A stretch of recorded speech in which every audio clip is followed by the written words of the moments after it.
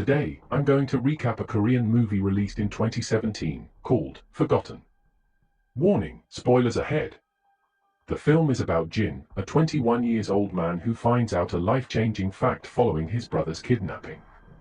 He finds out that all of his life might be a lie. Can he handle the truth? The story starts with Jin moving to his new house with his father, mother, and older brother.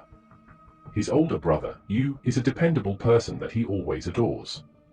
Yu is bright and athletic, yet he is also sociable, making him popular among his friends and loved by his family. Yu has a limp on his left leg after getting into a car accident a few years ago, but it doesn't prevent him from being active every day. They start moving the furniture inside their new house with the help of some movers. The year is 1997, a fresh new start in their new home. Jin finds out that he will be sharing the room with Yu for a while because the old owner still uses one of the rooms to store his stuff. As they tidy up their room, their mom calls Yu downstairs, leaving Jin with one of the movers. The mover asks Jin about his older brother's age. Jin laughs it out because people often think that they don't have a similar face. Yu comes and tells the mover to help his mom in the kitchen as the two of them continue to tidy up their new room. After a few hours, they are done with moving the furniture in. On the rainy night, they have a feast together to celebrate their new home. Their father reminds them not to open the locked room as requested by the old owner. They'll have to share the room until the old owner empties the locked room in about a month, which Jin happily does. As they enjoy the food, Jin hears a heavy loud sound from the locked room upstairs, but the others tell him it might be thunder. Before they finish the feast, the father reminds Jin to take his daily antidepressant medicine. It's their first night in the new house. Yu goes to bed first as Jin listens to music on his earphone. Suddenly, he hears another loud sound from the room. This time he goes to investigate it. Just before he is about to open the door, Yu appears behind him and asks what he is doing. They listen from outside the room carefully but hear no sound. Jin still insists that he hears something, so Yu takes him outside to get some fresh air. As they stand together under the rain, they talk for a bit to clear their mind. Jin says his thanks to Yu because he is always there for him. Yu picks up his flip phone to answer a call from their father, telling him to do something. So Yu heads back first, leaving Jin alone to enjoy the rain with his music player. After a while, he decides to head back too, but unexpectedly witnesses his older brother being kidnapped by a group of men that dumped him into a van and left.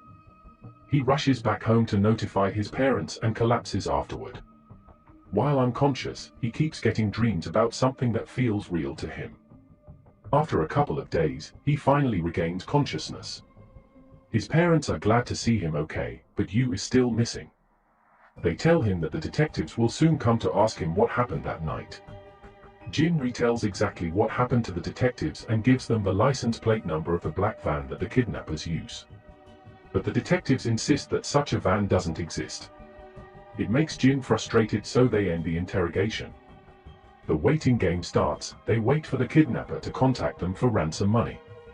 After 2 weeks have passed, nothing significant happens. Jin starts to have the same dream over and over again, a familiar scene that feels so real. On top of that, he also gets nightmares about the locked room. Suddenly, on the morning of the 19th day since the kidnapping, Yu suddenly returns by himself. However, he has no recollection of what happened. The doctor believes that the traumatic experience has repressed his memories of that day. Jin notices small changes in Yu's behavior. He often goes out at night but already comes back by the morning, which at first Jin ignores. One day, Jin is about to take his daily antidepressant medicine, but it falls under the kitchen counter. When he tries to take it, Yu comes and invites him to eat together, making him skip his daily medicine that day. Jin asks where Yu goes at night, but he tells him that it might just be in his dream. After finishing his meal, Yu heads out to do his daily activities. As he walks to the door, Jin notices that Yu is limping on his right leg, which should be his left leg. Yu laughs it out and just walks away. Jin heads back to his room to study for the entrance exam until night. At night, the whole family eats dinner together, then Jin goes back to study until he falls asleep on the desk. Yu suddenly gets up and plays the mechanical pen to Jin's face, then heads out. At first, Jin pretends to be asleep but then decides to follow you. As you enter the taxi, Jin quickly calls another taxi to follow him. They get off at the nearby market area. Jin sees you meet with two thugs that turn out to be the same persons as the detective that questioned him weeks ago. As Jin follows you further, he is stopped by those two thugs. They chase him around, making Jin has no option but to run. When Jin thinks he is out of danger, his brother appears out of nowhere and sedates him. The next day, Jin finds himself asleep at the desk where he studied before he starts following you. Still in shock, he runs away from you and locks himself in the bathroom. Yu tries to convince Jin that it was not real as Jin skipped his medication yesterday. Jin tells him that the chase, the taxi, the thugs, are only his hallucinations. Jin calms down a bit then apologizes to Yu. When he goes back to study, he finds the pencil lead that was dropped by Yu last night and remembers that he didn't mention anything about the taxi to Yu. This makes him sure that the one who came back from the kidnapping is not his real brother. He tells this to his mom and plans to follow Yu together the next time he heads out. At night, he has another nightmare about the locked room. When he wakes up, he goes to the kitchen to get a glass of water. He accidentally overhears his mother talking on the phone, telling Yu that Jin is starting to get suspicious of them. As Jin walks closer, the creak sound of the floor alerts her. Jin quickly runs outside to hide as the mother tries to find the sound source. The mother is convinced that it is Jin, so she goes upstairs to check his room. Jin quickly climbs up the outer wall under the rain to his room upstairs. He manages to tuck himself under the blanket before the mother gets there. But he is soaking wet, and the window is open, making it clear that he was from outside. The mother calls the father on the phone to tell him that her cover has been blown. Jin has enough and jumps out of the window. He meets the father at the gate, still trying to convince him that they are his family. But now, Jin is convinced that his parents aren't his real family too. Therefore, he runs away and rushes to the nearest police station while being chased by one of the thugs. After he reaches a nearby police station, he proceeds to explain the situation to the police. But his explanation leaves the officers quite puzzled. When Jin says that he is 20 years old, the police become more confused and tell him to see himself in the mirror. Finally, he looks at the mirror and sees an older man. At this point, he realizes that he's not as young as he thought.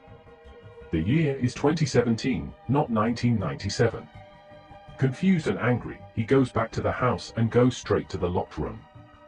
There he finds two mannequins lying down on the floor with fake blood. The family shows up, and Jin demands an explanation. The young man who pretends to be his brother explains a murder at the house that happened 20 years ago on the 20th of December of 1997. A mother and her teenage daughter were killed. However, the police couldn't solve the case. Several years later, the victim's family hired him to find the killer. After some careful investigation, he was able to determine Jin as the murderer. Therefore, his team kidnaps him and tortures him to obtain a confession. However, he doesn't have any memory of being a killer. As a result, the young man decides to try hypnosis to make him remember. The team creates a new plan to make Jin return to his last happy memory and recreate the events that led to that fateful night. That way, Jin might remember what happened that night. Everything was going according to the plan, until the police arrested the young man for fraud. They released him 19 days later, which would explain the abduction that Jin witnessed. The mysterious sound from the locked room that he hears is the man's team reconstructing the murder scene. And to keep Jin under hypnosis, they give him the special medicine that he takes daily. Although Jin believes in the story, he reassures that he never killed anyone. At a moment of confusion, he throws himself out of the van to run away. They try to chase him but ends up crashing the van onto a tree. Jin tries to leave the scene, but a truck passes by and hits him in a moment of distraction. As he's lying on the ground, he starts to remember the past. During the flashback, Jin is with his real family in a car. But suddenly, they get into an accident. The car accident kills both of his parents and leaves his older brother in critical condition. 6 months later, the doctor tells him that his brother needs surgery soon. At that time, the country's economy was bad. Being only a high school graduate also doesn't help. He posts a message on an internet forum asking for a job. An anonymous user approaches him and offers him a job. He needs him to kill a woman in exchange for money. Desperate for money, he accepts. The anonymous user provides an address and instructions on how to enter the house. Jin is ordered to kill the woman and leave her 2 children unharmed. Inside the house, Jin starts to have second thoughts and is about to leave. However, the woman approaches him. When she sees Jin holding a knife, she screams. He tells her not to scream, which she abides. However, the daughter walks downstairs and sees him. She panics and runs upstairs to hide. Jin goes after her and accidentally stabs her. Seeing the wounded daughter, the mother screams, making Jin panic and stab her. Right before Jin leaves the house, a little boy appears. Jin tells him to go to bed and counts to 110, and waits for his mom. The boy does as he's told. As Jin walks outside, he looks at the family portrait and realizes that the house belongs to his brother's doctor. Jin meets up with the anonymous user. As he suspected, it was his brother's doctor. The doctor explains that he needs his wife's life insurance money to keep their kids out of the street due to the economic crisis. The doctor is angry when he finds out that Jin killed his daughter too. He tries to throw Jin from the rooftop, but he slips and falls to his death during the fight. The flashback is over, and Jin regains consciousness at the hospital. The young man that pretends to be his older brother is waiting for him there. He is about to inject poison into Jin's IV when Jin finally confesses to the murder. He remembers every single detail now and tells him the truth. As Jin tells him the story, the young man reveals to him that he was the little boy on that night. He suffers a lot when he grows up in an orphanage and can't enjoy the insurance money as his relatives took everything away.